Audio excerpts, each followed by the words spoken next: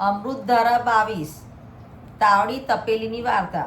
કંચનપુર નામની એક નગરી, ત્યાં એક બ્રાહ્મણ બ્રાહ્મણી રહે। બંને ભારે ધનિષ્ઠ અને દયાળુ, પારકાના દુઃખે દુઃખી થાય એવા, મન કર્મ વચનથી કોઈનું બુરું ન ઈચ્છે એવા।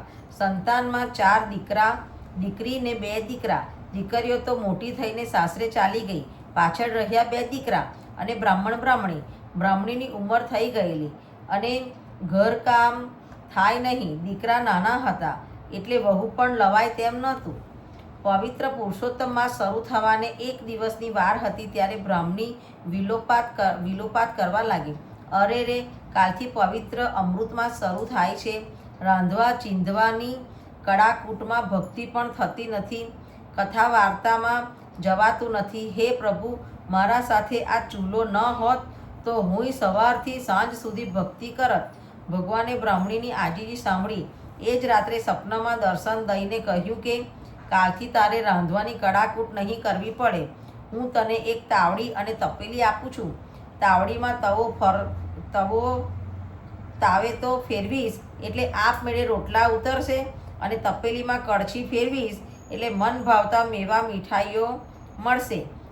પણ એ તાવડી તપેલી કોઈને આપતા નહીં। સવારે બ્રાહ્મણ બ્રાહ્મણીએ રસોડામાં રૂપાની તાવડી ને સોનાની તપેલી જોઈ।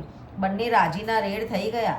નિરાતે સ્નાન ધ્યાન કર્યા, વાર્તા સાંભળી, દેવ દર્શન કર્યા। બપોરે ઘેર આવીને તાવડીમાં તાવે તો ફેરવ્યો તો રોટલા ઉતરવા માંડ્યા। તપેલીમાં કળછી ફેરવતા જ મેવા મીઠાઈઓ તૈયાર થઈ ગયા। બધાએ ધરાઈને ખાધું અને પ્રભુ ભક્તિ કરવા લાગ્યા। હવે તો બ્રાહ્મણી ઘણી ખુશ છે। માથેથી ચૂલો ગયો, એ તો સવારથી સાંજ સુધી ભક્તિ કરવા લાગી। છોકરા વિચાર કરે કે માં રાંધે છે ક્યારે? નથી ચૂલો સળગાવતી કે નથી લોટ બાંધતી, વળી રોજ મેવા મીઠાઈ ક્યાંથી આવે છે? એક દિવસ છોકરાએ છુપાઈને આ બધું જોયું। છોકરા તો આભા બની ગયા। એમણે તો આ વાત પોતાના મિત્રને જણાવી। બસ ખલાસ, 2-4 દિવસમાં તો આખું ગામ તાવડી તપેલીની વાત જાણી ગયું। ઉડતી ઉડતી વાત રાજા રાણીના કાને પહોંચી। રાણીએ તો તરત હઠ લીધી કે એ તાવડી તપેલી મંગાવો તો જ હું જમીશ, નહીંતર નહીં। રાજાએ પ્રધાનને આદેશ દીધો કે મોં માંગી કિંમત આપીને એ બંને વસ્તુ લઈ આવો।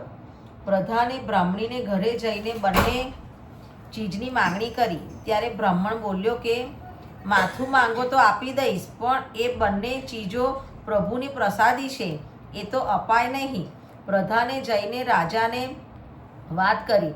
રાજા તો રોષે ભરાયો, તરત સેનાપતિને બોલાવીને કહ્યું કે ન માને તો પરાણે લઈ આવો। સેનાપતિ ઉઘાડી તલવારે ગયો। બ્રાહ્મણના ઘરે બ્રાહ્મણ અને ઘણો માર્યો, પણ સેનાપતિ તો સીધો જ રસોડામાં ગયો। તપેલીને હાથ અડતા જ તે ચોંટી ગયો ને હાલે ન ચાલે લાગ્યો બૂમાબૂમ કરવા। લોકો થઈ ગયા ભેગા। તમાશાને તેડું ન હોય, સિપાહીઓ દોડતા રાજા પાસે ગયા। રાજા તો વાત સાંભળીને ખડખડાટ હસ્યો। આ તો કહેતા બી દીવાના અને સુનતા બી દીવાના। રાજા તો અભિમાનથી છાતી ફૂલાવતો આવ્યો બ્રાહ્મણના ઘરે। તપેલીને અડ્યો તો ત્યાં તો તે પણ ચોંટી ગયો। આ બધું જોઈને રાણી બધું સમજી ગઈ અને હાથ જોડીને બ્રાહ્મણ બ્રાહ્મણીની માફી માંગવા લાગી। બ્રાહ્મણ બ્રાહ્મણી બિચારા શું કરે? એ તો પ્રભુને યાદ કરવા લાગ્યા। એ વખતે આકાશવાણી થઈ, હે રાજન, તે રાજા થઈને પ્રજાની ચીજ પર દાનત બગાડી, એની આ સજા છે। આમાંથી છૂટવું હોય તો અત્યારે જ મારા ભક્તને સહસ્ત્ર સોના મોહર દાનમાં આપ। રાણીને તરત જ સોના મોહર મંગાવીને બ્રાહ્મણને દાનમાં આપી। ત્યારે રાજા અને સેનાપતિ મુક્ત થયા। સર્વત્ર પુરુષોત્તમ પ્રભુનો જય જયકાર થવા લાગ્યો। પુરુષોત્તમને ભજે જે પ્રેમથી, તેના કષ્ટ દૂર થાય। પ્રારબ્ધ આડે ખસે પાંદડું, ભાગ્ય ભરપૂર થાય। હે પુરુષોત્તમ પ્રભુ, તમે જેવા બ્રાહ્મણ બ્રાહ્મણીને ફળ્યા એવા સર્વને ફળજો। જય પુરુષોત્તમ પ્રભુ।